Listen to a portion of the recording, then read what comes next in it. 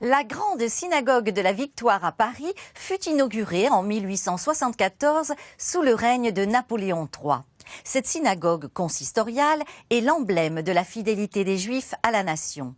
Comment la communauté juive française a-t-elle traversé dans cette synagogue certains des épisodes marquants de l'histoire, tels que l'affaire Dreyfus, la Grande Guerre, la loi de 1905 ? Le rabbin Moshe Sebag répond à ces questions en compagnie de Jacques Canet et Félix Loeb.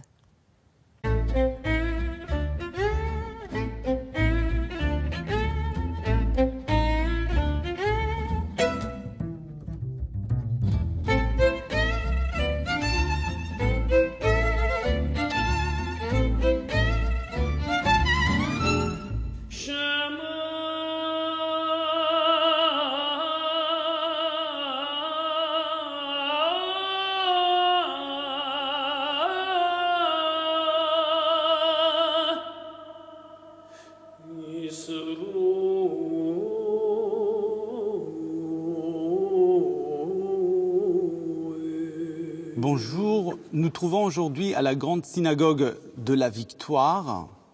Le sujet est le livre qui a été écrit à l'occasion de l'anniversaire de 150 ans. La synagogue a été conçue en 1864. La construction est achevée vers septembre 1874. Nous allons parler aujourd'hui avec nos deux invités, M. Jacques Canet, qui est président de la Grande Synagogue de la Victoire depuis 2008, Félix Loeb, qui l'a précédé. Vous étiez nommé président de la synagogue en 1994. Aujourd'hui, vous êtes un président d'honneur de cette synagogue, aux côtés de baron Éric de Rothschild. Jacques Canet, que représente la synagogue de la Victoire pour la communauté juive de France ? Tout d'abord, la synagogue de la Victoire est la synagogue consistoriale par excellence. C'est le siège du grand rabbin de France et le siège du grand rabbin de Paris. Et je dirais son histoire, toute l'histoire de la Victoire se confond avec celle du consistoire, évidemment. C'est pour ça que le livre que nous avons mis 3 ans à écrire retrace à la fois l'histoire de la synagogue de la Victoire, mais également celle du consistoire. Lorsque nous avons conçu ce livre avec mon ami Félix, nous avons très bien compris qu'au-delà d'un livre ou d'un livre d'art ou d'un livre d'histoire, c'était également un livre politique. Pourquoi un livre politique ? Parce que dès sa conception, la Victoire, au travers de la magnificence du lieu, au travers de sa liturgie, elle a été voulue à la fois par le pouvoir du Second Empire, mais également par la communauté juive. Elle a été voulue comme un symbole de l'intégration des Juifs de France à la communauté nationale. Alors c'est un attachement qui est réciproque, puisqu'on voit que Napoléon demande à ce qu'on construise une synagogue dans ce quartier. C'est un attachement de la République vis-à-vis de la communauté juive, mais également un attachement de la communauté juive vis-à-vis de la République. Et pourquoi un livre politique ? Parce que finalement, depuis une dizaine d'années, et devant la montée des communautarismes au tournant des années 2000, on s'est bien rendu compte que le modèle qui avait été voulu par nos prédécesseurs, c'était un modèle qui était soit complètement dépassé, soit encore complètement actuel. Alors c'est cela la question qu'on pose dans le livre, parce que même aux années les plus noires de la vie de cette synagogue et la vie de notre pays, je dirais que les Juifs ne se sont même pas interrogés sur leur appartenance à la communauté nationale. Donc que ce soit au moment de l'affaire Dreyfus, que ce soit pendant la montée du nazisme, que ce soit pendant la période de la Shoah, donc il n'y avait pas d'interrogation. Or, depuis une quinzaine d'années, il y a des interrogations. Monsieur Jacques Canet, vous aimeriez dire que le livre que vous venez écrire n'est pas un livre d'histoire. C'est un livre d'histoire qui veut refléter une actualité d'aujourd'hui. Oui, c'est comme toujours, l'histoire est riche d'enseignements. Ça veut dire que l'enseignement de la vie juive depuis 200 ans, qui sont retracés de son livre, est un point d'inspiration actuel à nos jours. Oui, c'est une inspiration. Pourquoi ? Parce que l'intégration telle qu'elle a été montrée au travers de la construction de cette synagogue à l'époque du Second Empire, sous la Troisième République, cette intégration à la nation et malgré tout la spécificité très très juive et l'attachement à un judaïsme orthodoxe montrent qu'il n'y a pas incompatibilité. Donc, et finalement ce modèle, c'est un modèle qui est encore terriblement actuel quand on parle de communautarisme et quand le communautarisme se développe dans notre pays. Est-ce que cet enseignement, est-ce que cette histoire peut servir encore d'enseignement à la société française d'aujourd'hui? Monsieur Félix Loeb, la synagogue a été commencée, elle a été conçue sur la pulsion de Napoléon III, mais aussi en discussion avec les dirigeants de l'époque du consistoire. Pourquoi construire ici une synagogue de telle dimension? Vous parlez du pouvoir impérial et vous parlez du consistoire. Le pouvoir impérial, c'est quoi? C'est l'empereur Napoléon III. C'est son ministre de l'instruction publique et des cultes qui s'appelle Rouland. Et c'est le préfet de Paris, le baron Haussmann. Oui. Le consistoire, c'est bien sûr les membres du consistoire. C'est le président du consistoire, le baron Gustave de Rothschild. Et c'est bien sûr le corps rabbinique. Et là, vous avez tous les éléments d'un processus qui va mettre, disons, une dizaine d'années à se réaliser. La réalisation, c'est la synagogue de la Victoire qui sera inaugurée en 1874. Il y avait une grande partie des Juifs qui étaient dans le quartier du Marais et, disons, on peut dire la bourgeoisie juive qui était dans le quartier de l'Opéra. La synagogue de la Victoire, les concepts, dès le début, c'est une représentation républicaine de la communauté juive de France. C'est une synagogue, on voulait... emblématique. Oui, emblématique. Les quartiers étaient très centrales parce que nous avons la construction de l'opéra, on a le théâtre. Oui. On sait même que le chef de chœur de la Victoire, le premier était Offenbach, n'est-ce pas? Nazareth d'abord, oui. Était à Nazareth. D'accord. Alors la chorale a existé. La chorale, cette richesse musicale existe aussi, a existé aussi oui. à la synagogue de Nazareth. Alors il fallait, la synagogue se construisait, mais il fallait quand même préparer l'exercice du culte, c'est-à-dire qu'il fallait choisir un rite. Et le rabbinat était favorable à un rite français, qui était une juxtaposition des rites rhénans et portugais. Donc il y a eu des rabbins qui ont travaillé et oui. qui ont mis au point ce rite qui a été proposé aux Portugais, mais les Portugais, finalement, qui étaient demandeurs, n'ont pas voulu d'un rite commun. Et là, ils construisent une autre synagogue de rite portugais, pas loin de la synagogue de la Victoire. Buffo, je crois, ils ont été c'est la synagogue des Buffo, qui jusqu'à aujourd'hui est des rites portugais. De rite portugais. Je voudrais comprendre, pour le rite, on a maintenant 3 synagogues, d'accord? Tournelle et de rite Ashkenaz. La synagogue de Nazareth, de rite Ashkenaz, et la synagogue de la Victoire, et de rite Ashkenaz. Alsacien, dans les 3, on peut dire rite alsacien, allemand, dans les 3 synagogues? Je pense que le rite qui a été voulu pour la Victoire était un rite composite, c'est-à-dire qu'il est évidemment alsacien, mais la liturgie, la musique, qui est quand même un des éléments fondamentaux, je dirais, de l'époque du Second Empire, c'est une musique qui est composite, c'est-à-dire qui intègre à la fois des éléments de musique d'Europe rhénane, mais d'Italie. On a remis à l'ordre du jour des musiciens baroques, donc comme Salomon Rossi. On a intégré de la musique portugaise. Le rite est ashkénaze, mais alsacien, mais la musique est vraiment composite et elle représente l'ensemble des composantes de la société juive de l'époque. Jacques Henné, tout à l'heure, vous m'avez parlé sur l'impact actuel de ce livre qui trace 150 ans de judaïsme française à la Victoire. Et j'aimerais retourner vers vous sur l'époque de Capitaine Dreyfus. Quelques mots, Capitaine Dreyfus s'est marié à la Grande Synagogue de la Victoire. On peut voir dans les livres sa ketouba, la copie de sa ketouba qui se trouve dans l'archive ici. Marié en 1890, l'affaire Dreyfus s'éclate en 1894. On sait la tension qui existait au sein de l'État entre les populations. J'aimerais vous demander quel était l'impact sur la Victoire, quel était l'impact du franco-judaïsme à l'issue de cette affaire? C'est l'un des sujets les plus sérieux de ce livre. Dreyfus était du quartier, mais Dreyfus était alsacien. Et depuis 1871, donc date à laquelle la France a perdu la guerre contre la Prusse et a perdu donc les territoires d'Alsace et d'une partie de la Lorraine, il y a énormément donc d'Alsaciens et en particulier de Juifs alsaciens qui sont venus à Paris, en région parisienne, et qui ont progressivement pris des positions clés dans l'administration, dans l'armée, dans les arts et dans tous les domaines. Donc, imperceptiblement, le fait que des gens portant des noms allemands, parlant avec un accent alsacien, prennent des parts importantes dans la société française, je dirais que ça a probablement été insupportable pour une autre partie de la population française, et progressivement une sorte d'anti-germanisme, je ne veux pas dire d'anti-judaïsme, mais d'anti-germanisme s'est développé. Un capitaine qui est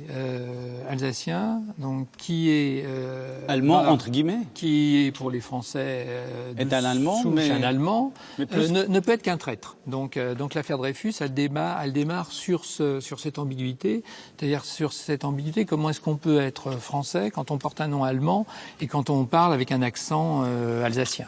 Donc je dirais que l'affaire Dreyfus a démarré sur cette ambiguïté, et alors que cette synagogue est une synagogue fondamentalement alsacienne, je dirais à l'origine, donc et je rappelle le mot de Zadok Khan qui disait que l'alsacien a toujours été 2 fois plus français qu'un français, mais le juif d'Alsace est encore 1 fois plus français que l'alsacien. Cette façon de mettre un peu au banc de la société les Alsaciens et les Juifs alsaciens a tout de suite créé une sorte de ressaisissement de cette communauté, de la communauté juive, et en particulier du grand rabbin Zadok Khan, qui a été le premier à être le Dreyfusard. Donc, le reste de la communauté juive disait ne faisons pas de vagues. Donc, le capitaine Dreyfus a été arrêté après Kippour, 2 jours après Kippour, alors qu'il était à la Victoire. Ne faisons pas de vagues. Alors que Zadok Khan tout de suite a compris qu'il fallait combattre cet anti-judaïsme et plutôt cet anti-germanisme qu'il y avait dans cette affaire. Zadok Khan, les grands rabbins de France à l'époque, naturellement, est Dreyfusard. Évidemment, il comprend l'impact que l'anti-Dreyfusard peut faire naître pour la vie juive en France, pour la vie de la communauté juive ici. Mais vous dites en même temps qu'il y a des membres de la communauté qui sont anti-Dreyfusards? Il y en a certains, donc, mais ce pas les membres de la communauté. Il y a des juifs qui sont anti-Dreyfusards parce qu'ils considèrent qu'en effet, peut-être qu'il y a eu trahison. Donc les choses n'étaient pas très très claires au début. Qu'est-ce qu'il fait le grand rabbin Zadok Khan pour changer? Très vite, il va créer un petit groupe à la fois d'intellectuels et de journalistes pour venir en soutien au capitaine Dreyfus, et en s'appuyant sur ce qui est une des bases de l'israélitisme de l'époque, en s'appuyant sur la fidélité à la nation. C'est vraiment le moment où la revanche contre l'Allemagne ou contre la Prusse est ancrée dans les esprits, et le grand rabbin de France, puisqu'il était devenu grand rabbin de France, va rentrer dans ce combat, je dirais, qui est de dire nous sommes français, les Juifs sont français, ils sont dans l'armée. Ils sont, comme tous les Français, ils veulent prendre leur revanche contre l'Allemagne, et je dirais et à ce titre, je dirais, il faut défendre le capitaine Dreyfus, parce que je dirais qu'il y a un vrai malentendu. Il y avait une influence sur Émile Zola? Alors, il n'a pas eu une influence directe sur Émile Zola, mais il a immédiatement, je dirais dès 1995, il s'est mis en relation avec les rédacteurs en chef de l'Aurore, et je dirais que ça aboutira plus tard, je dirais, au J'accuse d'Émile Zola. Donc c'est vraiment, il a pris à contre-pied, je dirais, l'ambiance générale de l'époque, qui à l'origine était vraiment anti-Dreyfusard. Donc voilà le premier impact de l'affaire Dreyfus. Il y a un deuxième impact, c'est les Juifs se sont ensuite enrôlés en masse jusqu'à la guerre de 14, bien après la fin de l'affaire Dreyfus, dans l'armée française pour défendre, je dirais, la patrie qui était en danger. Donc on est dans une... Pour affirmer leur patriotisme, je dirais, en tant que juif, mais en tant que patriote. Donc c'est pour ça qu'on est dans une synagogue où sur tout le mur, on a la liste de tous les juifs parisiens qui ont été tués pendant la guerre de 14. Félix Loeb, pendant l'affaire Dreyfus, on sait qu'un journaliste tchèque, Théodore Herzl, passe ici à la grande synagogue de la Victoire. Il a une discussion avec le grand rabbin de France, Zadok Khan, avec les dirigeants de la communauté, du consistoire. On voit que l'idée d'État juif prend corps, prend une forme. Et est-ce que ce n'est pas un paradoxe avec la synagogue qui représente la France, qui met sur ses drapeaux le judaïsme français fidèle à la République? Le grand rabbin Zadok Khan avait approuvé le projet de Herzl, mais avait quand même émis des réticences. Et assez curieusement, c'est son gendre, le grand rabbin Israël Lévy, qui va être le fer de lance justement donc du soutien du Fonds national, du foyer national juif. Israël Lévy donc était sorti donc de l'école rabbinique.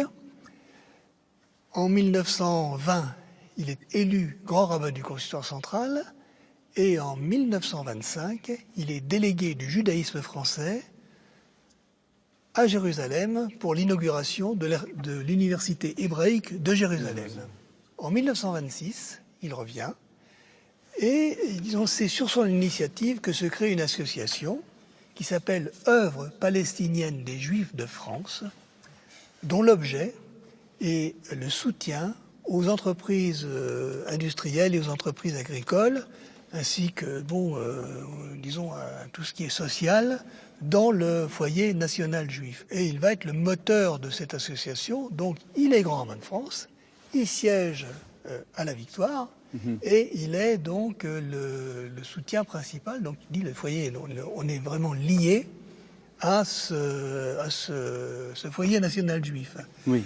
Donc, en 1936, pour raison de santé, donc il n'assumera plus ses fonctions. Puis après, c'est la Deuxième Guerre mondiale, fin de la Deuxième Guerre mondiale, le 8 mai 1945 en Europe. Oui. Et en 1946, le consistoire de Paris édite un fascicule, préfacé par le grand rabbin de Paris, Julien Weil, où il liste le corps rabbinique, toutes les synagogues, toutes les sociétés, les associations juives, parce que à la sortie de la guerre, après la Shoah, le peuple était désemparé, il ne savait plus est-ce que cette association existe encore, est-ce que je peux... Et les mouvements de jeunesse, il les liste, et ce qu'il appelle les organisations pro-palestiniennes, c'est-à-dire le KKL, le Keren HaYesod, le mouvement sioniste de France, enfin toutes les grandes organisations. Et donc, tout cela pour dire qu'au sortir de la guerre, vraiment le foyer national juif, donc en Palestine, donc mandataire, est partie intégrante disons, du judaïsme français. On peut dire que l'idée de l'État juif est née à la grande synagogue de la Victoire, car Théodore Herzl arrive ici le moment de l'affaire Dreyfus. Il voit ce qui se passe dans la place publique et il s'inquiète. Il a une discussion avec Edmond de Rothschild, il me semble, ou Gustave de Rothschild, qui était là, Edmond de Rothschild qui a déjà acheté des terrains à la terre d'Israël. Et plus tard, vous me parlez déjà de rabbins, les grands rabbins de France, et qui participent par solidarité avec le juif qui ont choisi de retourner vers la terre d'Israël pour soutenir. Ça veut dire qu'il y a déjà cette espérance et cette optique, mais toujours fidèle à la France. Il n'y a aucune contradiction. Oui. Attends, ce qu'on peut dire, c'est qu'il y a dans leur esprit, il n'y a aucune contradiction, il y a un lien. C'est que le judaïsme est indissociable de la terre d'Israël. Et en même temps, Mais par contre, les Juifs sont des citoyens français, donc, ils adhèrent complètement aux objectifs, à la politique de la République, et il n'est pas question pour eux de dire il y a deux domaines différents. Il y a une continuité dans l'espérance d'un État ou d'un foyer national pour les Juifs, et également dans l'attachement à la République. Et c'est parce que la République est suffisamment libre et qu'elle est laïque que cette possibilité est offerte. vous parlez de la laïcité, Jacques Canet. La laïcité, 1905, séparation d'Église de l'État, un principe républicain important. J'aimerais vous poser la question, est-ce qu'il y a un lien avec les débuts de l'idée d'une école publique, je pense à l'initiative à l'époque de Jules Ferry? Mais il faut quand même bien comprendre qu'on est à la création de la synagogue de la Victoire, on est exactement au début de la République, de la Troisième République, et la Troisième République, elle est fragile.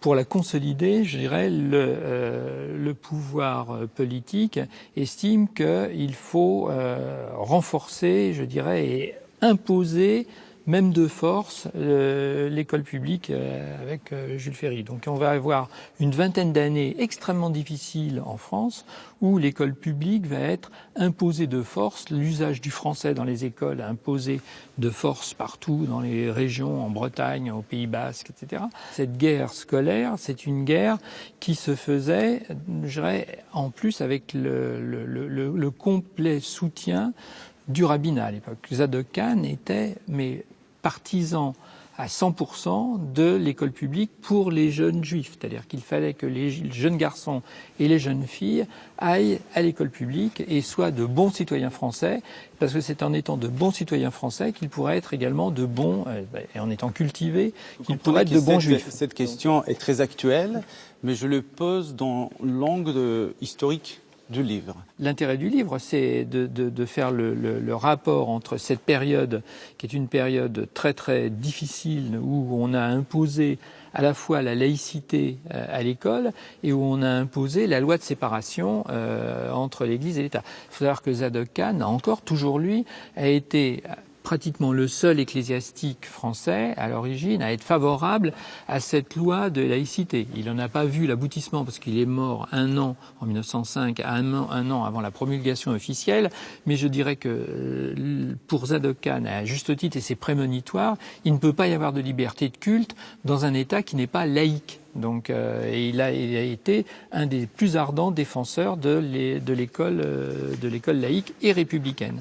Républicaine pourquoi ? Parce que c'est au travers de la culture qu'on peut faire évoluer les masses. Donc, ce combat et cette discussion est toujours extrêmement actuelle. Et revenir, comme on entend parfois revenir ou hésiter, je dirais, sur la notion de laïcité, est complètement antinomique avec la notion de liberté religieuse. Pendant la Deuxième Guerre mondiale, nous lisons que le grand rabbin Julia Weil a maintenu la synagogue ouverte tout au long de la guerre. Il a même organisé des réunions de consistoire. Il y avait des décisions qui étaient prises. Et cette résistance, est-il un impact jusqu'à nos jours dans l'esprit de la communauté juive de France? Oui, c'est exceptionnel, c'est cette position du grand rabbin Julia Weil. Il était pendant l'invasion, il avait suivi le gouvernement français, donc qui s'était replié à Bordeaux. Et après l'armistice, il a dit « Je ne peux pas laisser ma communauté sans chef spirituel, oui. Je reviens à Paris et des offices auront lieu à la synagogue de la Victoire. Donc, il prenait un risque considérable.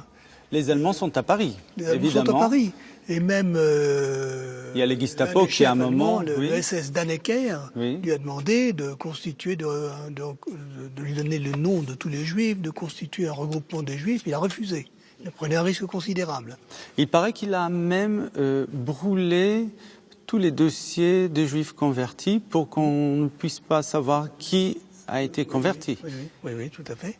Mais la synagogue, donc, en octobre 1941, a été l'objet d'un attentat. Oui, Et donc, il y a une bombe qui a été placée devant la synagogue et devant 6 autres synagogues à Paris, oui. à l'initiative du mouvement social révolutionnaire de Deloncle, qui était un d'extrême droite. Il y avait un autre mouvement qui était celui de Marcel Déat, qui était le Rassemblement national populaire. Et il voulait montrer aux Allemands qu'il était plus antisémite que l'autre. Il a réussi à avoir des munitions, enfin, disons des explosifs des Allemands.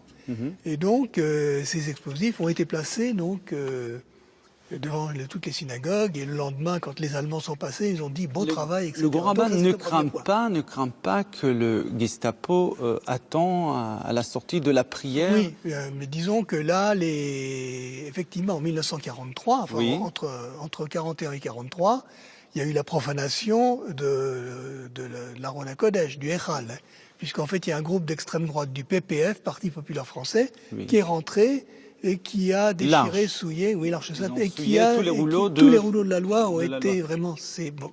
Ça, c'était en 42. Vous parlez donc de Rosh Hashanah 1943. Oui. Mais les Juifs étaient prévenus. Ceux qui étaient en règle ont montré leurs papiers et ont pu rentrer chez eux. Ceux qui n'étaient pas en règle ont été cachés un peu partout dans la synagogue. Et donc, contrairement à ce qui s'est passé malheureusement dans d'autres synagogues, il n'y a pas eu d'arrestation malgré donc la Gestapo, malgré ce contrôle de la Gestapo. Il maintient la communauté. Tout au long de la guerre. Il y a quelques années, on vous a demandé de fermer la synagogue. Après les attentats du Bataclan, on arrive le samedi matin devant la synagogue pour l'office.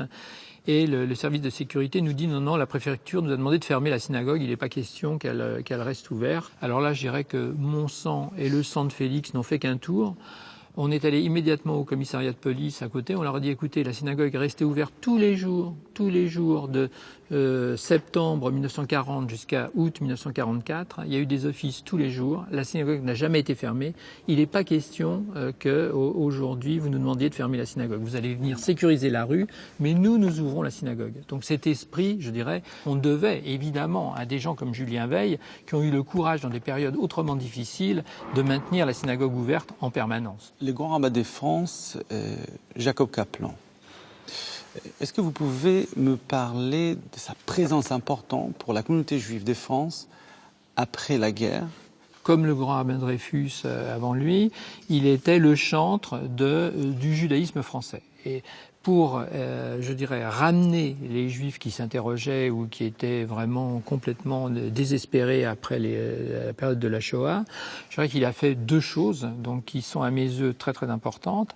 Il a reconstruit une communauté sur la base de l'éducation. Donc il s'est basé d'abord sur la notion d'éducation, comment enseigner aux Juifs à la fois leur religion. Et là, pour ce faire, il a permis le développement d'écoles juives. Ce qui était d'une certaine façon un peu contradictoire avec l'esprit du franco-judaïsme précédent, mais il fallait le faire. Il fallait ramener les Juifs à la religion. Première chose. Et deuxièmement, le grand rabbin Kaplan, avec le président du consistoire, donc a construit la communauté telle qu'elle existe aujourd'hui, en accueillant, je dirais, les Juifs rapatriés des anciens territoires français, d'Algérie, de Tunisie, du Maroc, en construisant ce qu'on a appelé les chantiers du consistoire, qui ont permis de développer et d'ouvrir des synagogues partout dans Paris et dans la banlieue. Donc le grand rabbin Kaplan a été un vraiment des chantres de la reconstruction du judaïsme. Je pense qu'on pourra terminer notre intervention, notre échange, peut-être en citant, j'ai vu que Éric de Rothschild a écrit dans le livre La Victoire, le symbole d'un judaïsme fier et ouvert qui ne craint pas de se montrer. Peut-être on va terminer par cette belle phrase. C'est l'introduction au livre, mais ça peut être la conclusion. En effet, notre échange, je vous remercie beaucoup. Merci. Et pour l'enrichissement que vous a donné à tous nos spectateurs. Merci.